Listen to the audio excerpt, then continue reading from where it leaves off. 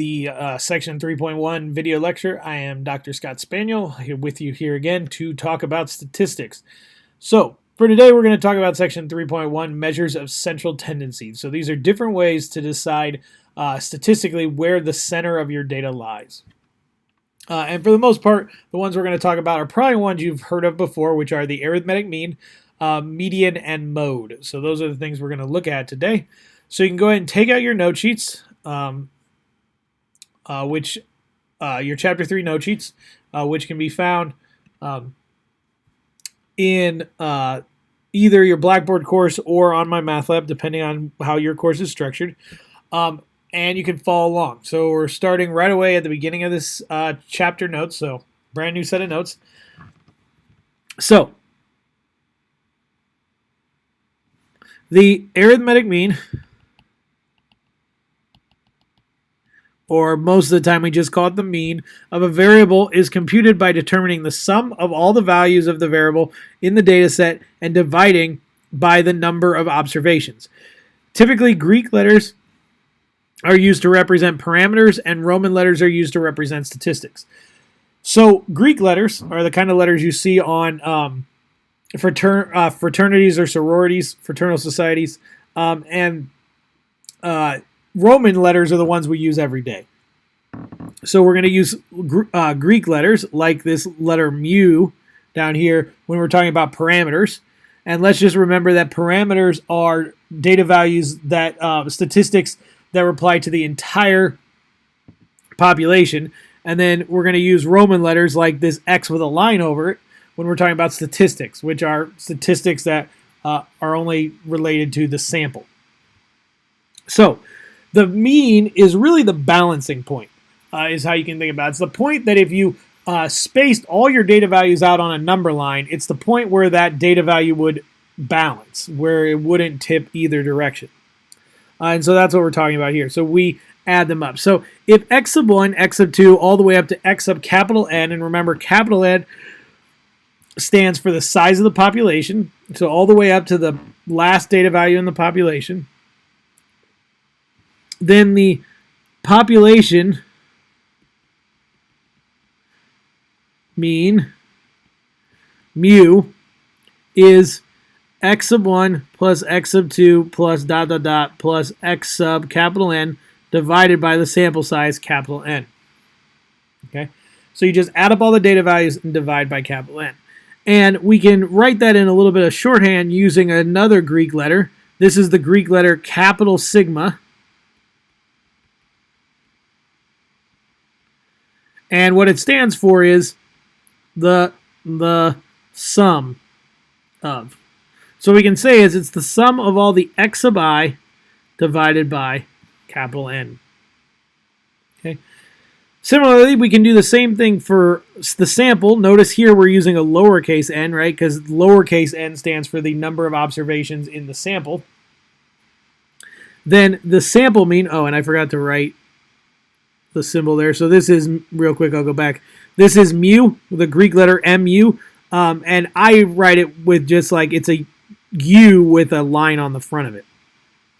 The sample mean, so back down here, which we write like this, x with a line over it, which we read as x bar, is x sub 1 plus x sub 2 plus x ... plus x sub lowercase n divided by lowercase n. And then we can write that in shorthand as the sum of the x sub I over lowercase n. And notice here, those two formulas are basically the same, except for the sample size versus the population size. So when you calculate a mean, there's really only one way to do it. One of the things we'll notice in Section 3.2 is this is not true for all statistics and parameters. You don't always calculate them the same way. And we'll see that in the next section. But for this section, we're going to calculate these exactly the same way. So let's go and practice doing that. So the following data represent the travel time in minutes to school for 9 students enrolled in Sullivan's College Algebra course. Treat the 9 students as a population. Compute the population mean for travel time. So if we're doing the population mean, that means we're adding them all up, and we're going to use the letter mu. So in this case, it would be 39 plus 21 plus 9 plus 32 plus 30 plus 45 plus 11 plus 12 plus 39, all divided by the total number of data values, which is 9. Okay, so now you can take a calculator and add those up.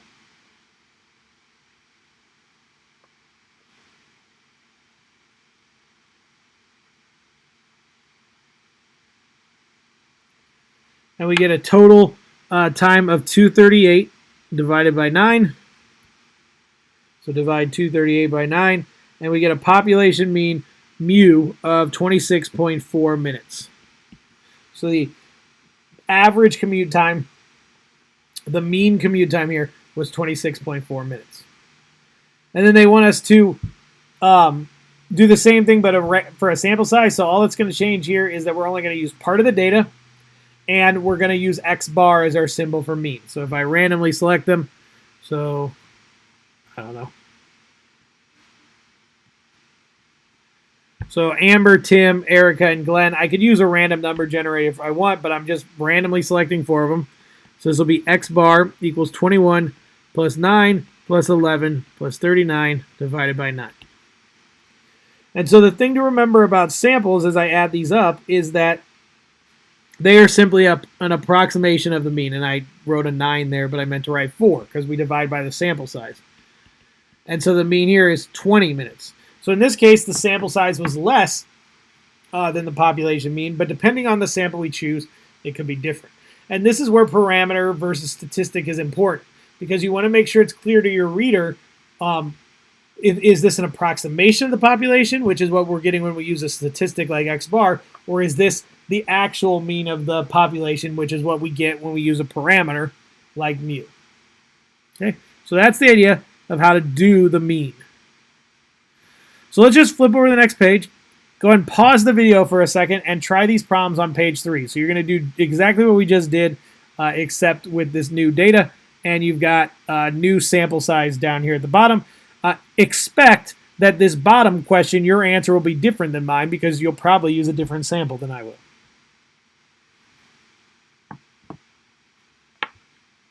Okay, so now that you've had a chance to try this, let's go ahead and do this problem together. So to find the population pulse, we just add all the pulses together.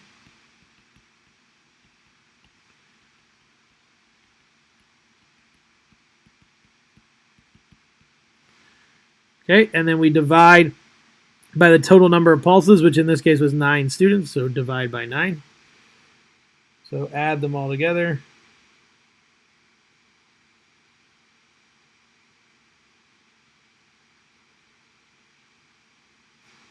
I'm getting 650 divided by 9 is 72.2 beats per minute. And notice when we do these statistics, the units on the statistic or the parameter is exactly the same as the unit on the original data set. So our unit on the original data set was beats per minute, so our units on the mean are in beats per minute. And then we can, for the second part of this, just randomly select 3 of these. So 76, 60, and 80. Okay, are the ones I'm going to choose. So X bar is 76 plus 60 plus 80, this time divided by 3.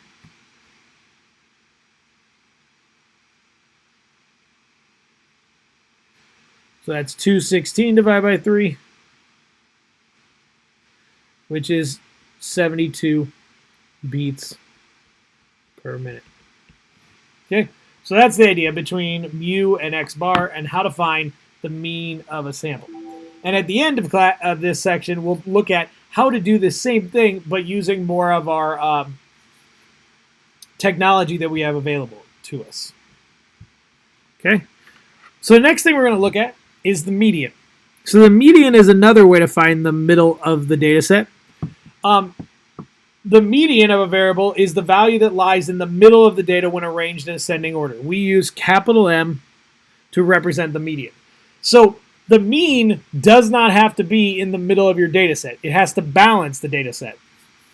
Whereas the median is if you lined up all your data in the middle, the median would sit smack dab in the middle. There would be half the data values to the left and half the data values to the right, whether or not the data would balance on that point. But half of the data is to the left and half of the data is to the right. So in order to find a median without using technology, we arrange the data in ascending order. Then we determine the number of observations, n. Then we determine the observation in the middle of the data set. If the number of observations is odd, then the median is the data value that is exactly in the middle of the data set. That is, the median is the observation that lies in the n plus 1 over 2 position. If the number of observations is even, then the median is the mean of the two middle observations in the data set. That is, the median is the mean of the observation that lie in the n over 2 and the n over 2 plus 1 positions.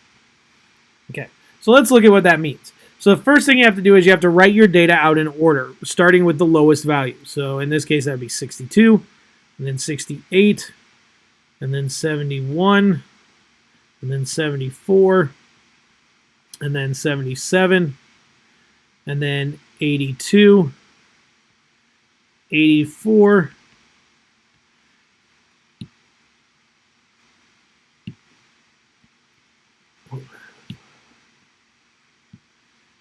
88, 90, and 94. Okay?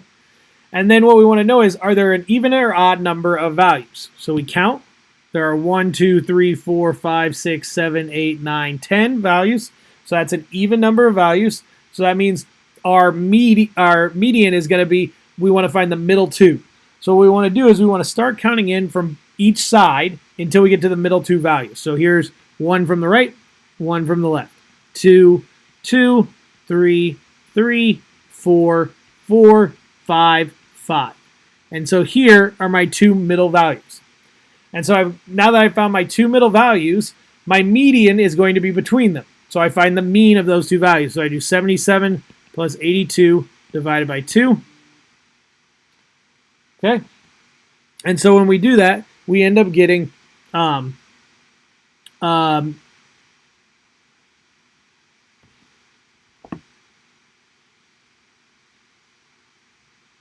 we get 159 divided by 2, which is 79.5. Okay? So that's what happens if you have an even one. You count in, you end up with these two middle numbers, and therefore you have to find their mean to be the median. So the answer would be 79.5. If we have an odd number, like we do in this example, I think there's 9 numbers here, we do the exact same start off point, but then we have to go a little further. So we start by putting them in order. Okay, so we've got 179, 201, 206, 208, 217, 222, 240, 257, and 284. And we do exactly the same thing we did on the last one, but there's going to be a small difference here, right? We count in from each side, so 1, 1, 2, 2, 3, 3, 4, 4. But then when I get to the middle, there's a number that they both give me 5. So I have a middle number. So this is the median, the number 217. So when you have an odd number of data values, your median will be one of those data values. When you have an even number of data values, that's not necessarily going to be the case. Okay? So that's the idea behind how to calculate median. So now that we've talked about median, what we want to look at is a concept called resistance. So a numerical summary of data is said to be resistant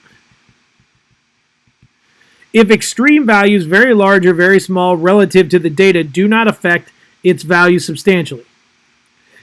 So let's look at an example of resistant.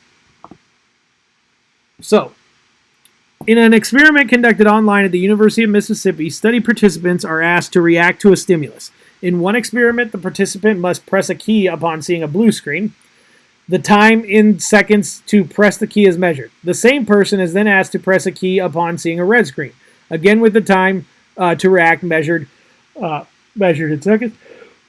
The table shows the results of 6 study participants. So compute the mean and the median for each. Okay. So I'll do these in blue and red. So for blue, we can calculate the mean. I'm going to call this a sample because I don't think this is everybody that was asked. And so to do the mean, I'm just going to add up all the data values and divide by 6. So I'm not going to write that out, but that's what I'm doing. All right, so I'm adding up all these data values.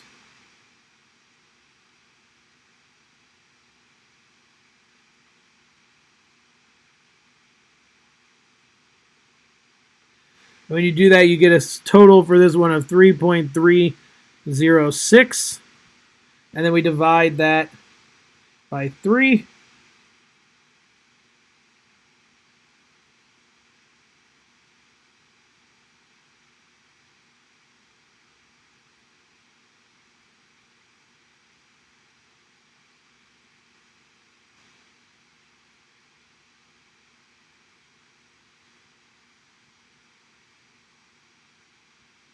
Something's happened with my calculator, so that may not be the right answer. So let's try that one more time.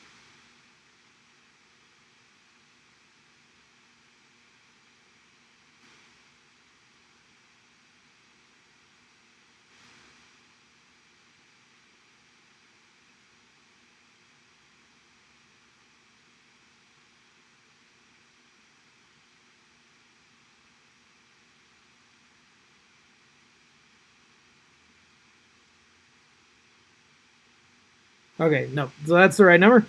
So then we divide that by 3, and we get by 6.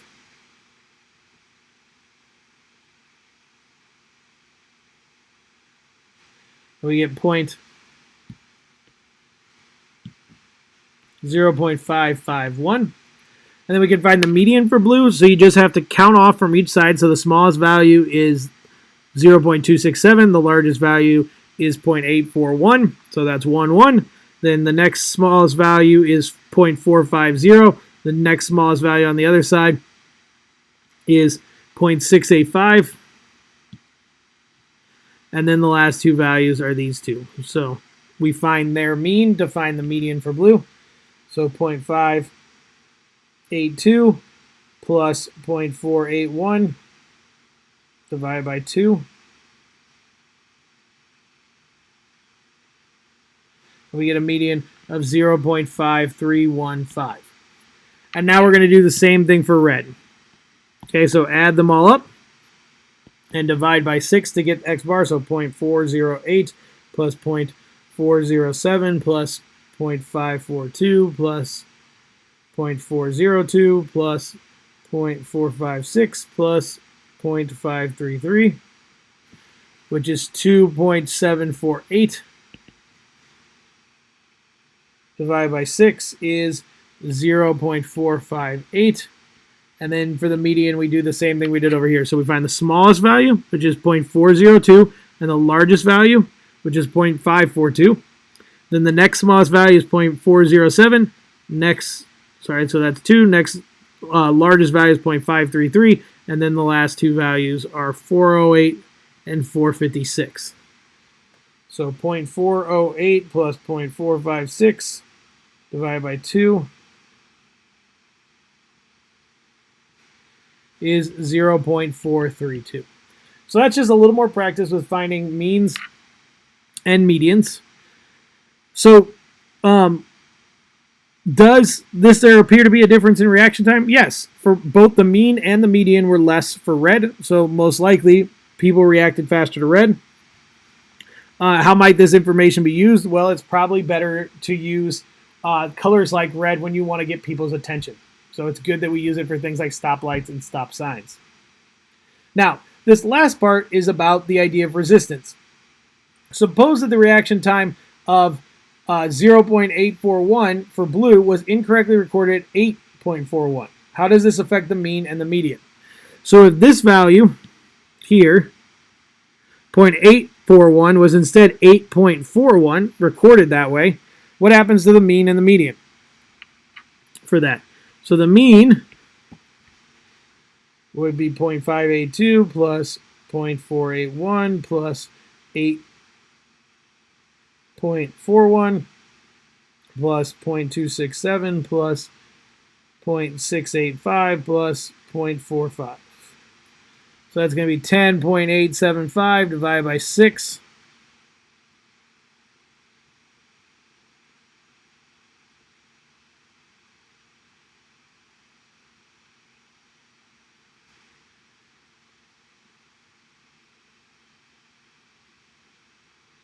So that's 1.8125. So notice the mean got a lot bigger, but then let's do the median. Well, for the median, 8.41 is still the largest value. 2.267 is still the smallest, so the median wouldn't change at all. 0.5315. So this is why the median is called resistant, but the mean is not. Very large and very small values have a big effect on the mean. In this case, it changed it by over 1 second. But they usually have very little effect on the median, because just because the largest value is bigger than it was doesn't change where the middle of that set of data is. So that's the idea of resistant. So the mean is not resistant, but the median is. So because of this, we can use the mean and the median to talk about shapes of distributions, or we can talk about the relationship of the mean and the median based on the shape of the distribution. And in general, when we want to use the mean for symmetric data, and we want to use the median for skewed data. So when data is skewed left,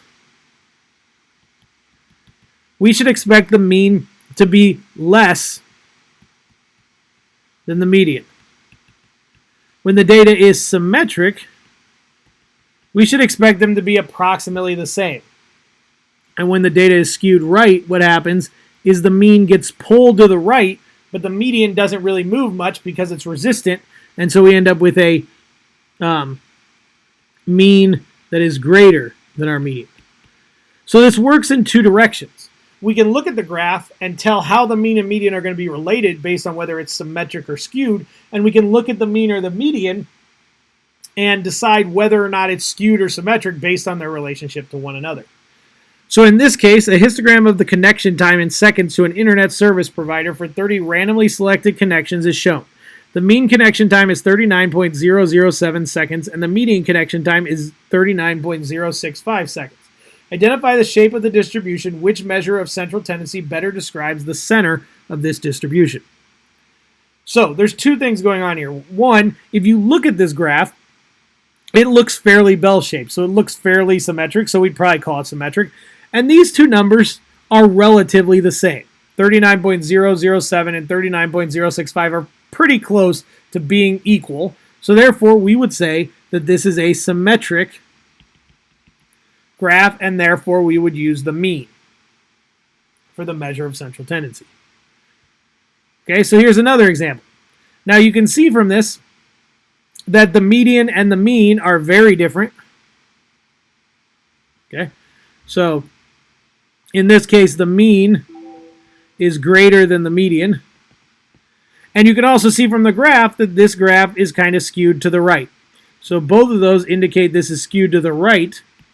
And so because it's skewed, we want to use the median as our measure of central tendency. Okay, so let's look at a couple of conceptual questions that go along with what we're talking about here.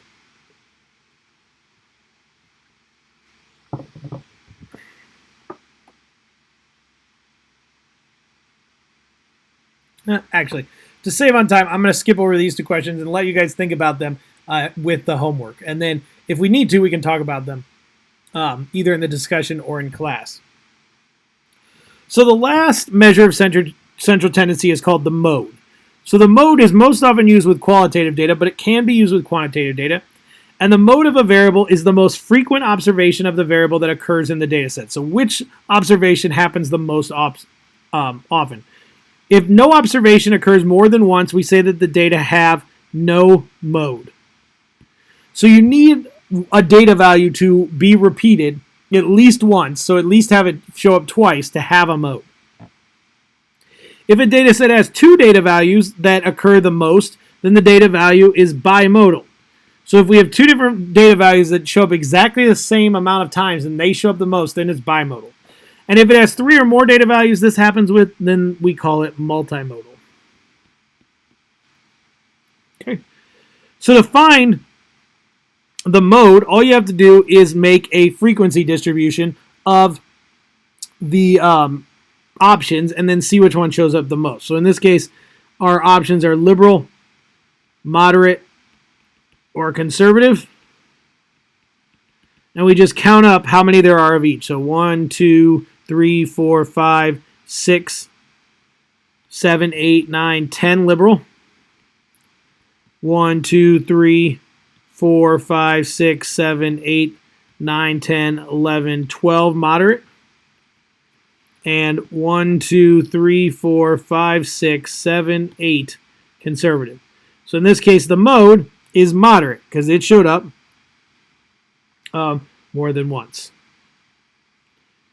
Okay, so at this point, if you wanted to try to find the mode for this problem, you could pause the video and then make your frequency distribution and decide what you think the mode is.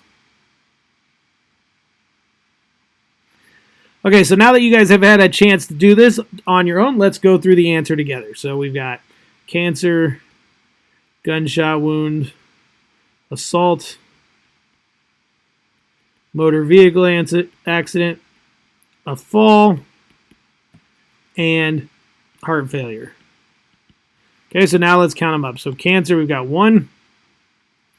Gunshot wound, we've got 1, 2, 3, 4, 5, 6, 7, 8. Assault, we've got 1. Motor vehicle accident, we've got 1, 2, 3, 4, 5, 6, 7. A fall, we have 2. And a heart failure, we only have 1. So gunshot wound would be the mode diagnosis of this sample. Okay. So those are our 3 different types of measures of center tendency. So now let's do a couple of kind of word problems that go along with those. And then we'll look at how to do this using technology. So a professor has recorded exam grades for 20 students in his class, but one of the grades is no longer readable. If the mean score on the exam was 82 and the mean of the 19 readable scores is 84, what is the value of the unreadable score? Okay, so our formula, right, for mean is x bar equals the sum of all the x of I over n. And so in this case, what we're doing is we're missing one of the x of I. But we can actually figure out, but we know a few other things. We know that x bar is 82, right? That's right here. We know that the sample size for the class is 20, and we know the 19 of the scores. So if we're adding these up, and we add up the first 19 values, their mean would be, well, actually, let me use a formula real quick. So if I had 84 equals all my x of i's over 19, then the sum of those first 19, the sum of my first 19 x of i's would be 84 times 19, right? I can solve for this. So my sum for my first 19 numbers is 84 times 19, and that just leaves me with the one x value I'm looking for. And so then we can just solve this equation to figure out our last x. So multiply both sides by 20.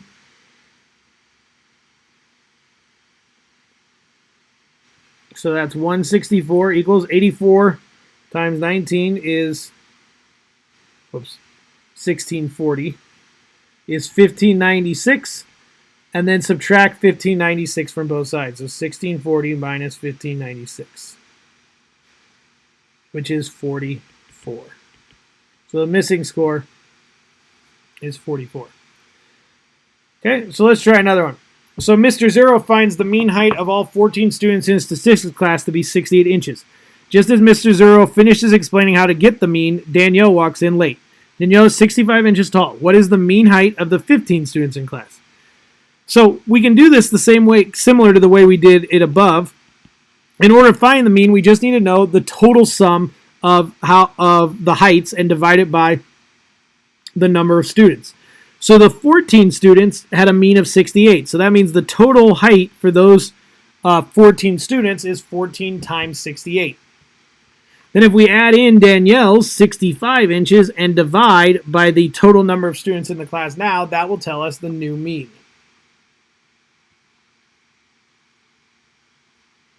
So that's 1,017 divided by 15.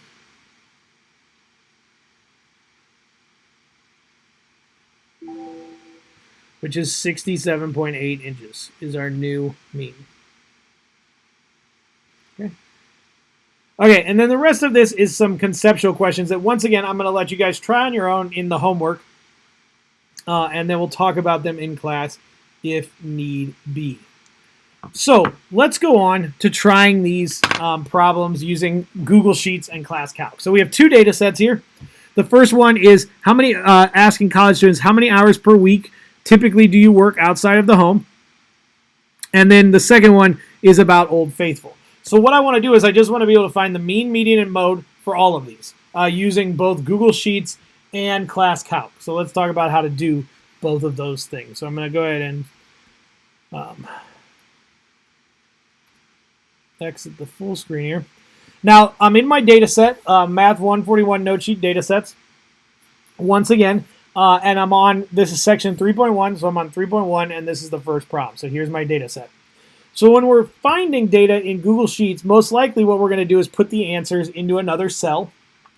So I'm just going to, in this cell C1, I'm going to put mean. And then in the one to its right, I'm going to put in the formula I want to use. And the formula we want to use here, oh, actually, before I do that, just remember, if you want to try these on your own, feel free to make a copy of this data sheet that you'll be able to edit it.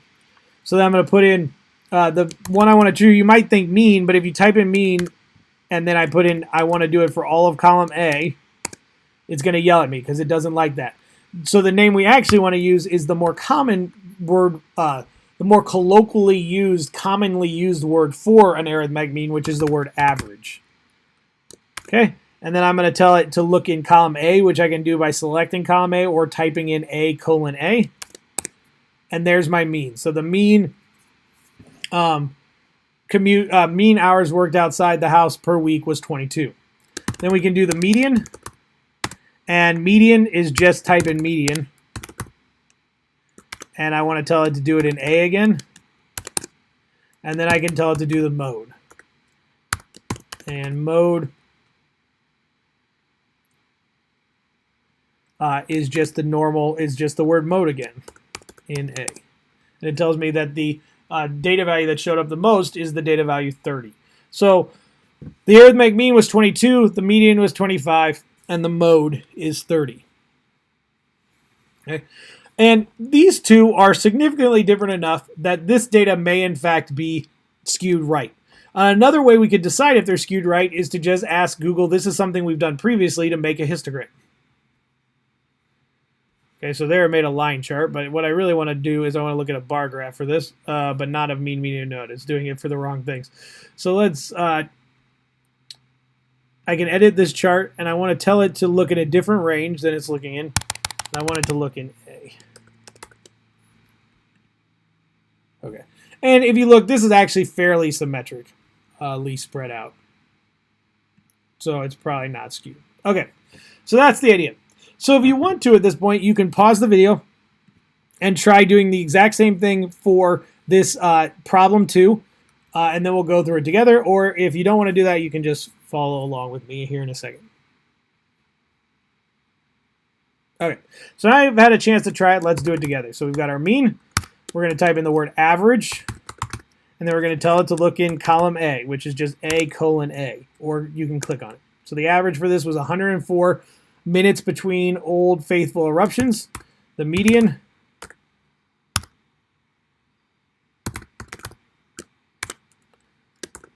for the same set is 104, and the mode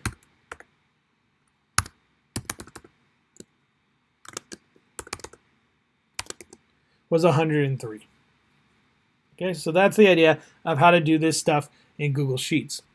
Now we can also do this stuff in Class Calc. So back on problem 1, I'm going to highlight column A and hit Command C or Control C to copy that. Then we're going to go to our graphing calculator, and I'm going to hit Command V or Control V to paste that into into the first column here. And then I'm just going to change the name to be A because I like a simpler name. And now I have a few options here. If I go to Stat, I can do each one of these individually, right? I've got mean, median, and mode. So I can type in, I can choose Stat mean, and I can type in A, and it'll tell me the mean is 22, exactly what we got on Google Sheets. I can even type them in. So if I want to do the median, I can just type out median of A, and it'll tell me it's 25. If I want to do the mode of A, same idea. So I can type it out. There's also an option to do all of those at the same time. So if I go over here to Stat, if I go to Advanced, and you look down here, we've got one var stats. That stands for one variable statistic. So that's doing variables with one statistic. So if I choose that, and I put in A, where my list is, it'll do all of these for me at once. So I've got my mean is 22, and it's giving me a bunch of other stuff as well. I've got my mean, except mean's the only one var statistics do. This will actually be more useful in the next section when we start talking about dispersion and the sections after that, because we're actually going to talk about this S1, this one that's got what's called sigma, and we're going to talk about these mean, median. Oh, here's the median. Sorry, X med is the median of 25. The maximum, and then what these Qs mean. Okay, so we'll go through all of that. So if you want to try doing this on your own, with class calc on the other problem, go ahead and press pause for a second while I clean this up. But then once you hit play again, we'll go through it together.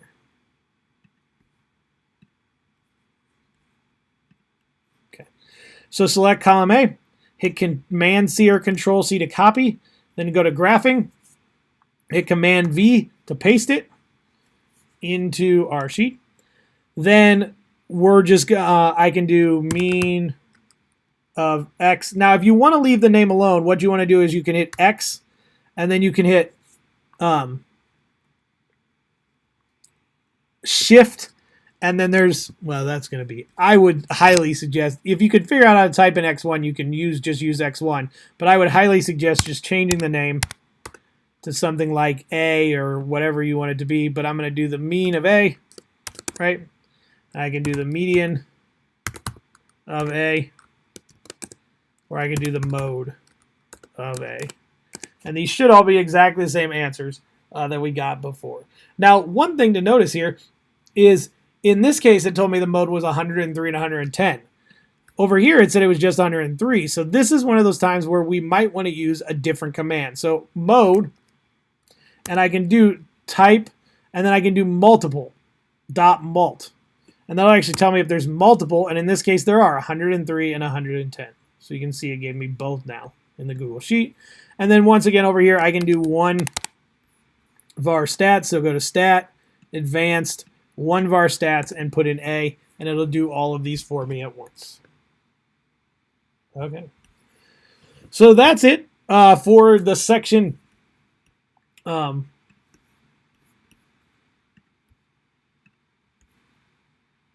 So that's it for the section 3.1 lecture video.